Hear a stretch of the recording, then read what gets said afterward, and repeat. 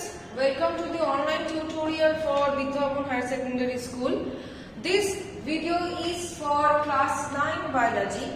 In this video, I am going to continue with the chapter that I have started with you, that is levels of organization of life.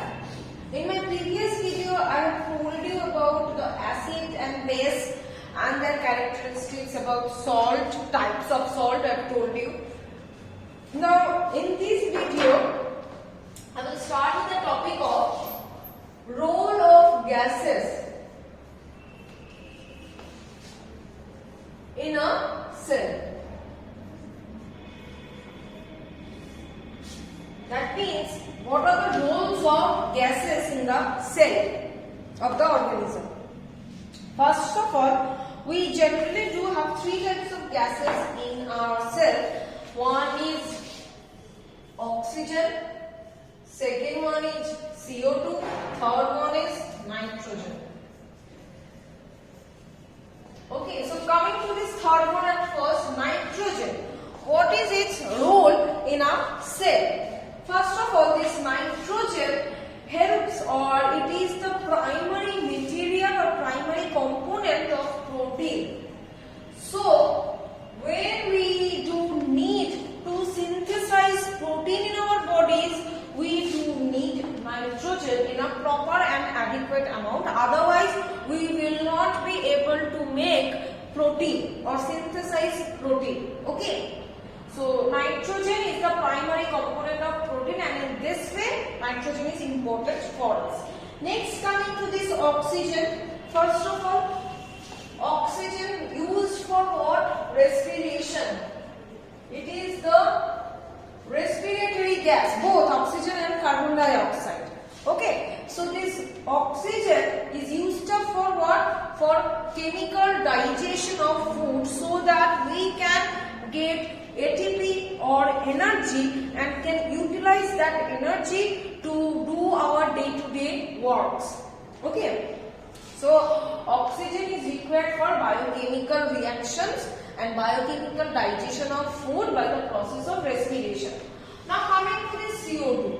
This is also a respiratory gas, but it is not that much useful for us, because after this digestion, biochemical digestion through the process of respiration, this CO2 is formed as a byproduct, waste product. Okay, it is a waste product which is produced inside our body as a result of respiration. So it needs to be eliminated out from our body by lungs. Okay, so in this way it is being eliminated out. So these are the roles of the three gases. Now coming to the next topic. The next topic is the organic substances.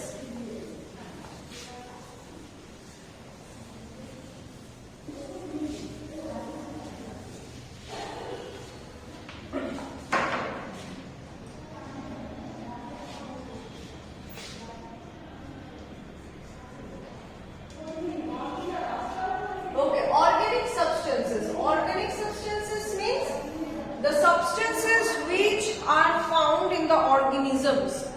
Okay, those are termed as the organic substances. Okay. So first of all, there are two types of organic substances. I have already told you in first video. One is macromolecule and another one is micromolecule.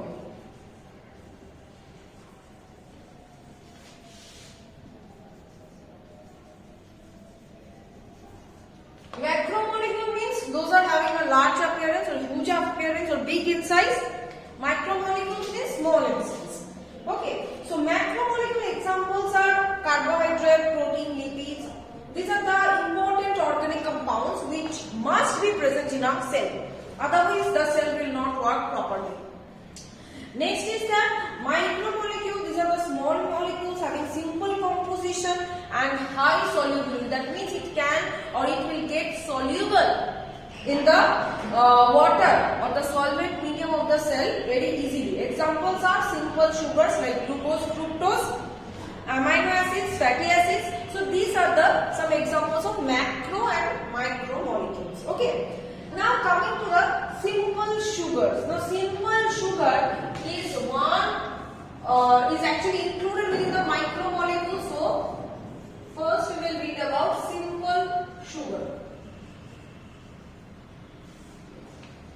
Simple sugar means, now within simple sugar first coming monosaccharide.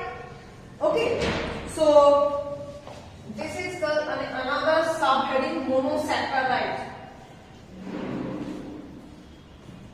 Here mono means one, saccharide means glucose molecule.